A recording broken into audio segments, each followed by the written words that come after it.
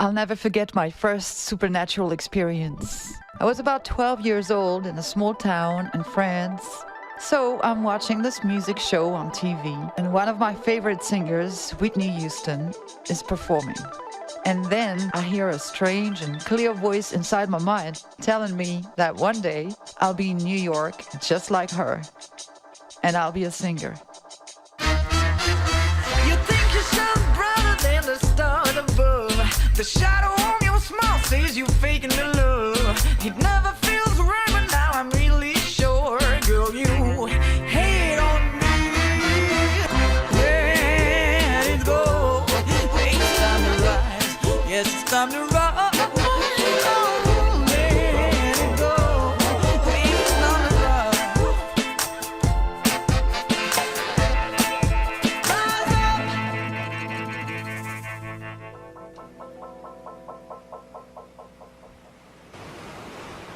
Hey, welcome guys. This is a rehearsal January 13th in Senegal, west of France.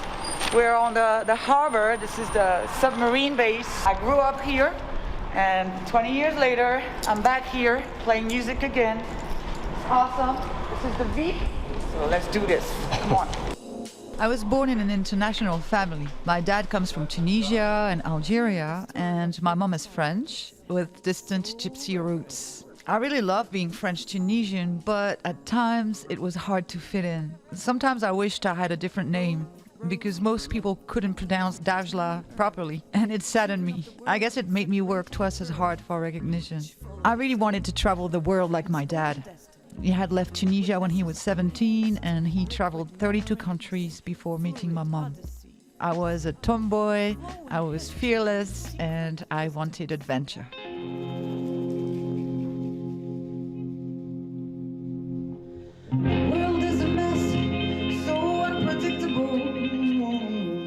There was another moment when I was about 6 or 7, Michael Jackson Thriller came out, and I remember it shocked me. I was in awe of his music, of everything, and asked my mom to translate it, and at that time I decided that English would be a major language in my life. Somehow it's almost like my higher self decided that I had to learn English. I experienced quite a few key moments because age 6 my parents put me in the music conservatory, so I had excellent teachers, music theory, classical piano, and then jazz piano. Age 13 my jazz teacher took me to one of my first major shows was Ahmad Jamal in Nantes, so it had an impact on me. And then teenage years, 16, 17, I was hanging maybe with the wrong crowd sometimes and starting to get into trouble. And my mom decided to buy me a bass because vibe at home was really bad, and started to meet musicians in Saint-Nazaire. So I started to rehearse at the VIP on the harbor here in Saint-Nazaire and, doing contests, winning contests as a bass player. Yeah, I remember that was quite a change from the conservatory being quite rigid and then, the rock bands and the whole scene. So yeah, that was very interesting and great. I had decided to pursue music studies, so I went to the university for a musical year. I ended up not really staying long in the music university, but I met a lot of musicians. Rennes was an amazing city at the time, and I had met the singer of a ska band, and so I learned a lot about him, about ska music and rocksteady music. So I spent about a year and a half, 2 years in Rennes. Get you free, your mind, material mind. How could you ever get so small when the world is so big? Get up off the phone now, stop looking at me. Won't you take a look around now? Forget about your needs, leave the bed. Yes, at that time I went to this Tamaris festival. This moment was really important because I met Fishbone and the singer Angelo. A whole bunch of girls was running after him, and suddenly I turned around and here he is in front of me, and we started to talk, became friends that day. He took me backstage, and for me being 17 years old, it was a shock, not only in terms of charisma and California, and it's a dream for a teenager like me here, and at the same time the music on stage and the energy, his voice, soulful cool voice, which reminded me of James Brown a little bit, but with the punk energy and the ska energy. I told myself, this is really what I want to do, and I don't want to be a groupie or, just like one of those girls, but I really want to become an artist and be respected as such. So I think it was really definitely a trigger in my career, but really a goal to attain and work hard to be at that level,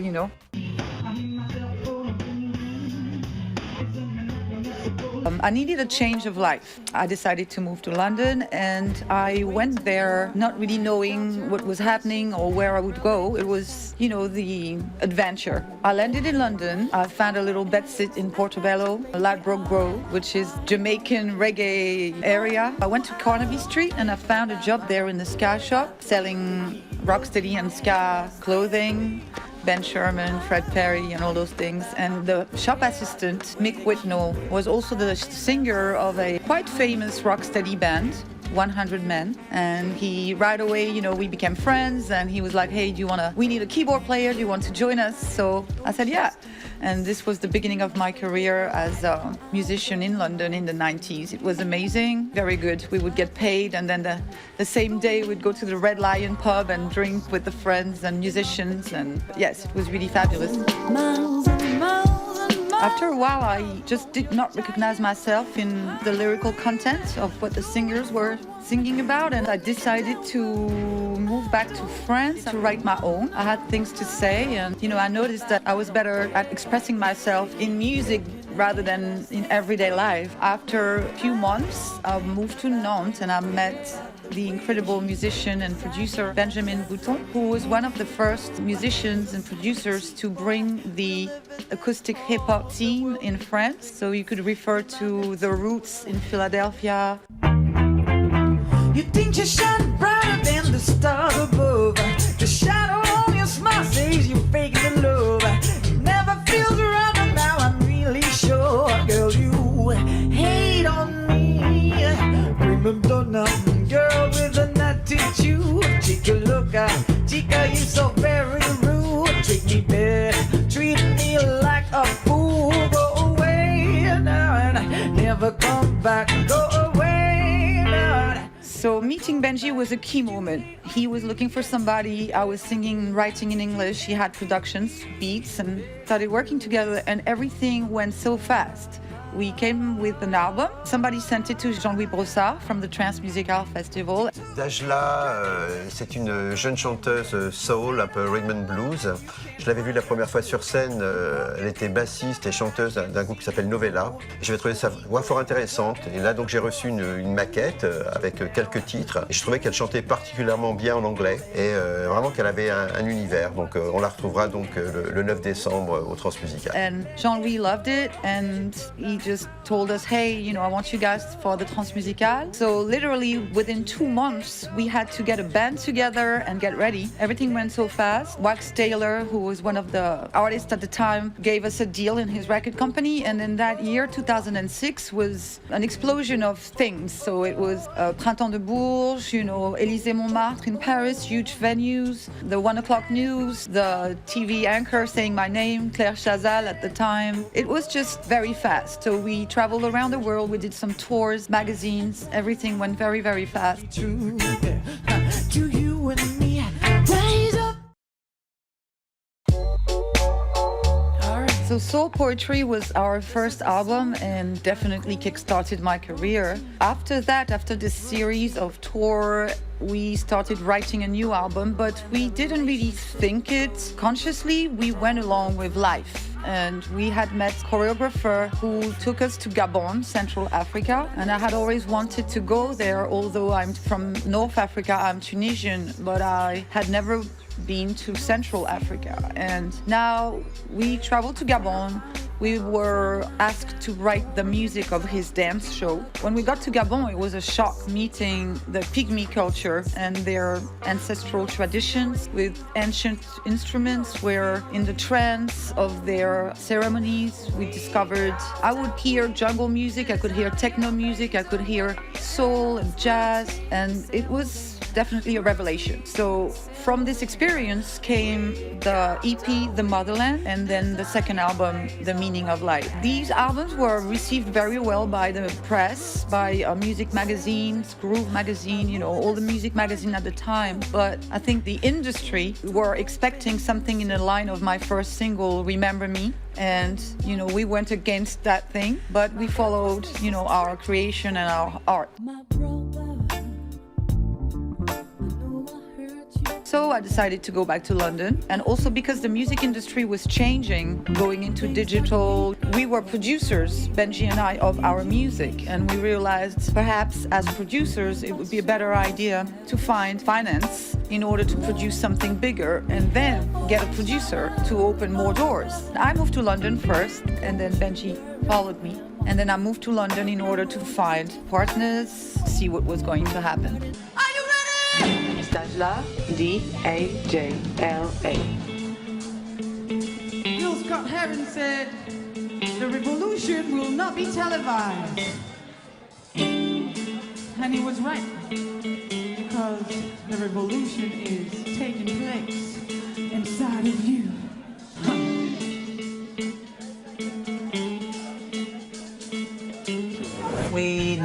My parents would listen to Bob Marley all the time. My dad used to dance on James Brown's moves. Drama, drama, drama in my life. People can expect a lot of soul, a lot of fun. It's a soul music with a rock attitude, so, you know, it's jumping and dancing, and, you know, the spirit of reggae is here to have us all, you know, in this unity, letting the trouble, the details of the routine, everyday life fade away and just come together, you know, for one bigger purpose, which is elevation.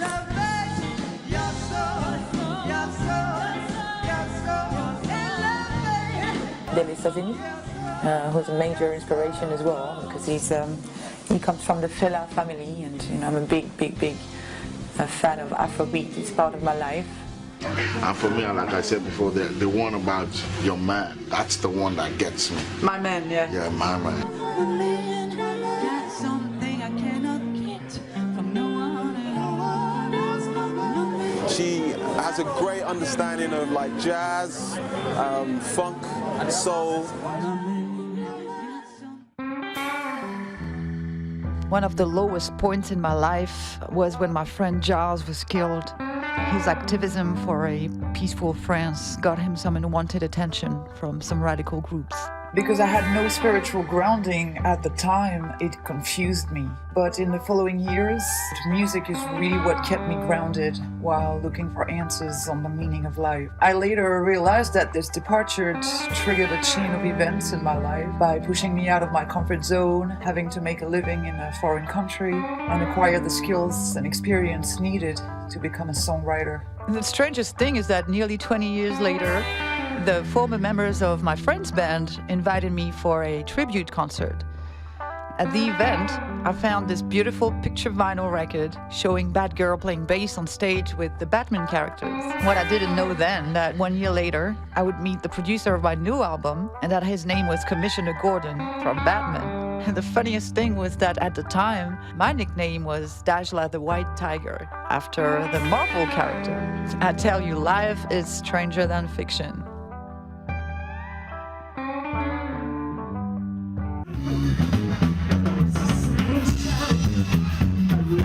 Once I got to London, we got a band together and we called the band White Tiger Society. So it was Dajla and the White Tiger Society. By meeting Brian Edwards, a great saxophone player who took me with the scene, the shows, the nightclub to a major moment in my life where I sang at Ronnie Scott's jazz club. So definitely this contributed to shape who I was to become. I had got a reggae, the hip hop with Benji, now the jazz element. I had already had the jazz element at the conservatory when I was a teenager. Now the pieces of the puzzle were coming together even more. So I'm like, okay, who do I want to work with? So I was in London in my apartment that day.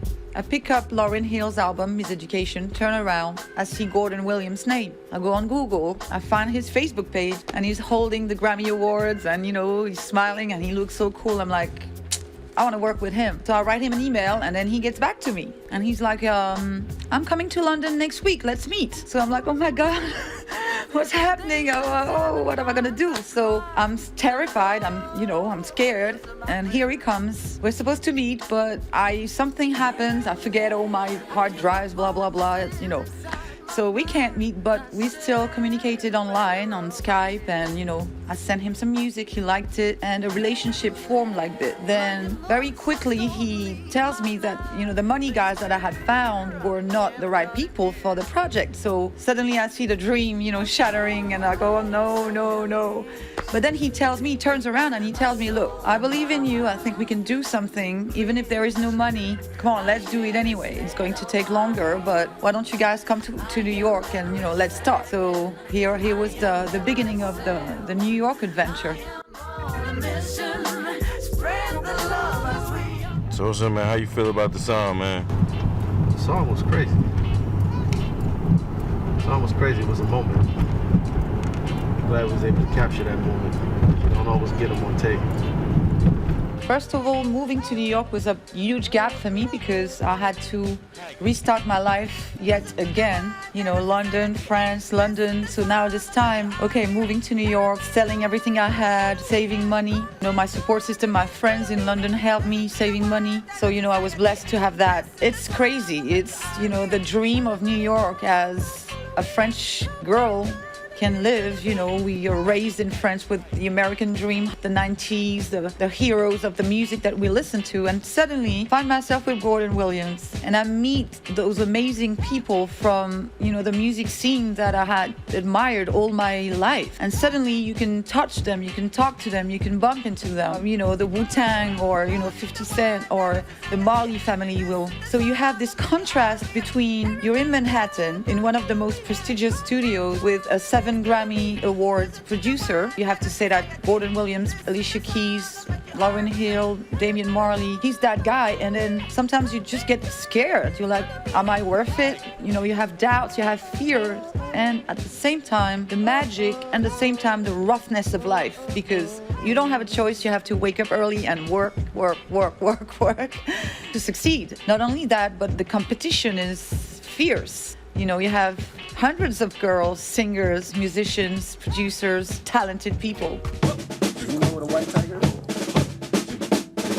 It's in New York that Gordon and I decided to create the collective White Tiger Society to be able to work with musicians from all around the world. So not only Dajla's album, but also project involving artists, musicians, painters, b-boy, b-girl, dancers, poets, filmmakers. This is the concept, and also to be involved in education with the youth. Not only for music, but also to help psychologically and to help the young people to get on with their life.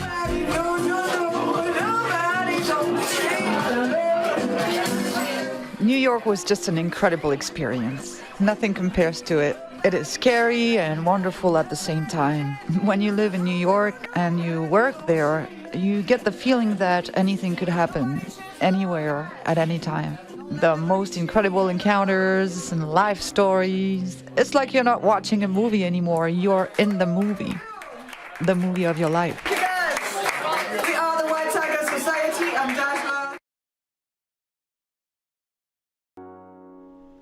Some days I don't know how I'ma make it through the next day. Some nights I lay awake thinking about the next day. But then I realized the bigger picture. I remember I was born in this life for a reason. For a reason. It's a human feeling, a universal feeling. You know that I believe in you. And you know that you can do it you can do it too. Because life is for creation, life is full of passion. And when you realize the bigger picture, you remember you were born on this earth for a reason, for a reason.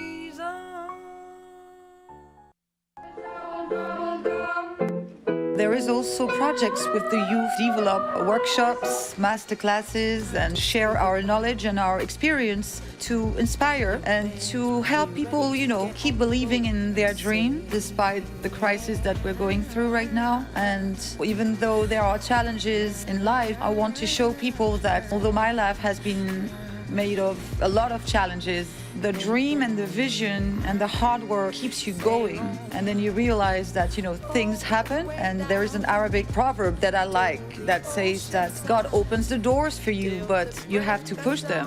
You have a gift, but everybody has a gift. You have talent, you have a dream, but you also have to, put the action. With patience and hard work, things will happen. Et j'ai un programme d'éducation musicale pour promouvoir l'apprentissage et la formation de la musique et de la production musicale aux enfants, aux adolescents et aux jeunes dans le monde entier.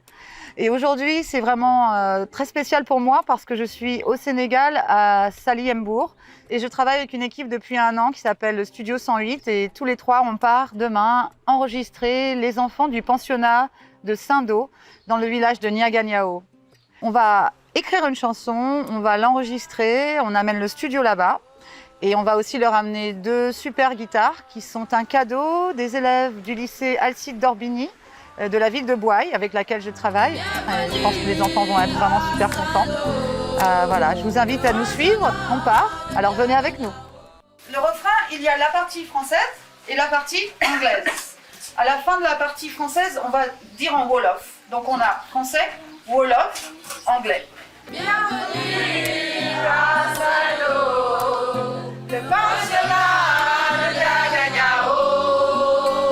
Notre sol natal, c'est le Sénégal. Ainsi les Sidiamas. Bienvenue à Saint-Do.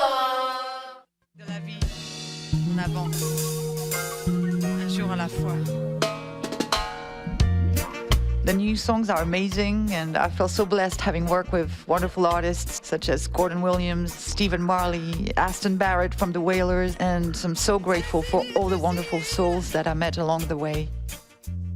When I embarked on this life journey, searching for the meaning of my life, I didn't know what I was gonna find. And with the ups and downs, I realized that success was not to be found in money or fame, but in finding and embracing my higher purpose. And I do believe music can make a difference in people's lives when it comes with a message of hope and brotherly love. Through my work, I want to inspire a little boy or girl to live their dream, just like as a youth I was inspired by Bob Marley or Whitney Houston. Despite the hardship and the challenges of life, I see miracles happen. I know that God opens the doors for us to reach our dreams, but our duty is to share the blessings, to inspire, care for one another, to keep the human spirit alive for the future generations. I hope my story inspires you to fulfill your destiny.